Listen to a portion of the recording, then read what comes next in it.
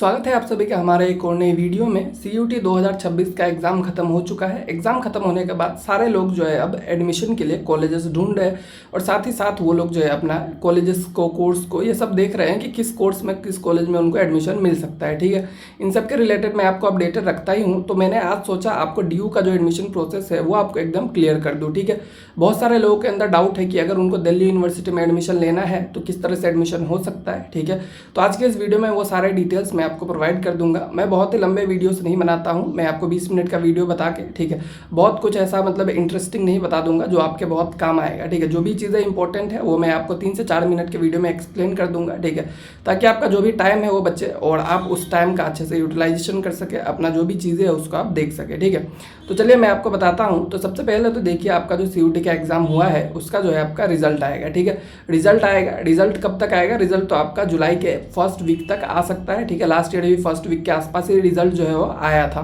तो रिजल्ट आएगा। ठीक है, रिजल्ट के पहले आपका फाइनल आंसर की वगैरह आता है, आपका प्रोविजनल आंसर की आता है, वो सब तो रहेगा ही। ठीक है, बट उसके बाद आपका रिजल्ट आ जाएगा। रिजल्ट मतलब जो आपका स्कोर कार्ड होता है, उस स्कोर कार्ड के आने के बाद ही, ठीक है, आपका जो है एक्चुअल एडमिशन प्रोसेस किसी भी कॉलेज, किसी भी यूनिवर्सिटी का स्टार्ट होता है। ठीक है, तो DU के अंदर जितने भी कॉलेजेस है सब एक ही साथ एडमिशन लेते हैं। ठीक है, मतलब दिल्ली यूनिवर्सिटी में ऐसा नहीं है कि जो अलग अलग कॉलेजेस है उनमें आपको अलग अलग रजिस्ट्रेशन करना है। ठीक है, जैसे कि आपका हिंदू हो गया, हंसराज हो गया, या फिर आपका सेंट स्टेफन हो गया, तो ऐसा नहीं है कि आपको तीनों के अलग अलग वेबसाइट पे आपको रजिस्टर करना है। ठीक है, सारे जो चीज़ होता है वो एक ही साथ हो जाता है, एक ही वेबसाइट पे हो जाता है, जो कि आपका DU का CSES पोर्टल होता है। ठीक है, CSES मतलब आपका कॉमन सीट एलोकेशन जो आपका सिस्टम है, ठीक है, उसका एक पोर्टल है। उसमें दिल्ली यूनिवर्सिटी के अंदर जितने भी कॉलेज, जितने भी आपके इंस्टीट्यूशन है, सारे एक ही साथ आ जाते हैं। तो अगर आपको DU में एडमिशन लेना है तो आपको जो है DU CSES में रजिस्टर करना पड़ता है। ठीक है, तो DU CSES का रजिस्ट्रेशन कब स्टार्ट होगा वो अगर मैं पहले आपको बताऊं। ठीक है, तो DU CSES का जो आपका रजिस्ट्रेशन है लास्ट ईयर अराउंड आपका रिजल्ट आने के 5 से 6 दिन बाद या फिर अराउंड 1 वीक बाद स्टार्ट हो चुका था। ठीक है, तो इस बार मान लीजिए अगर रिजल्ट जो है आपका 10 जुलाई से पहले आता है तो वही 15 से 20 जुलाई के बीच में आपका CSES पोर्टल ओपन हो जाएगा। ठीक है, CSES पोर्टल में 1 वीक से लेकर 10 दिन का आपको टाइम दिया जाता है, जिसमें आप जो है रजिस्ट्रेशन कर सकते हैं। और रजिस्ट्रेशन जब आपका हो जाएगा, ठीक है, रजिस्ट्रेशन करना सबसे इंपॉर्टेंट है। 250 रुपीज़ के आसपास आपका फीस लगता है। ठीक है, रजिस्ट्रेशन के लिए तो आप जो है रजिस्ट्रेशन कर लीजिएगा।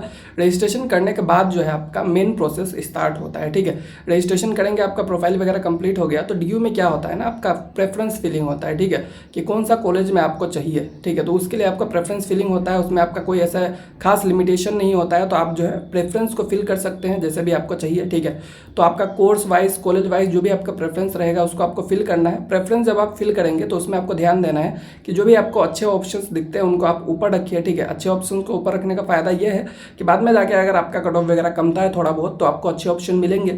अगर आप जो है मतलब लोअर मार्क्स वाले ऑप्शंस को ही ऊपर रख देंगे तो ये दिक्कत हो जाएगा कि आपको पहले ही लोअर मार्क्स वाला ऑप्शन दे दिया जाएगा, उसके बाद आप चाह के भी अच्छे मार्क्स वाले पे नहीं जा सकते, भले आपका कट ऑफ जो है मैच हो जाए। ठीक है, तो जो आपका फर्स्ट प्रेफरेंस रहेगा और सेकंड प्रेफरेंस रहेगा, इस तरह से आप जो भी प्रेफरेंस रखेंगे तो प्रेफरेंस में अच्छे कॉलेज ऊपर रखिए, उसके बाद जो नीचे रखते जाइए, क्योंकि अगर आपको नहीं मिला अच्छे में तो नीचे वालों में तो मिलना ही है। ठीक है, तो इस तरह से आप जो है प्रेफरेंस को फिल कीजिएगा, कोर्स वाइज, अपना कॉलेज वाइज, जो भी आपके अलग अलग कॉलेज है सब में प्रेफरेंस को फिल कर दीजिएगा। ठीक है, प्रेफरेंस फिलिंग के बाद आपका जो नेक्स्ट स्टेप होता है वो होता है मेरिट लिस्ट। ठीक है, तो प्रेफरेंस फिलिंग के बाद आपका सीट एलोकेशन जो है स्टार्ट होगा। सीट एलोकेशन का जो प्रोसेस होता है उसमें क्या होता है कि आपके मार्क्स के बेसिस पे और प्रेफरेंस के बेसिस पे जो भी कॉलेजेस में आपका कट ऑफ जो है मैच होता है वहाँ पे आपको सीट जो है एलोकेट किया जाएगा।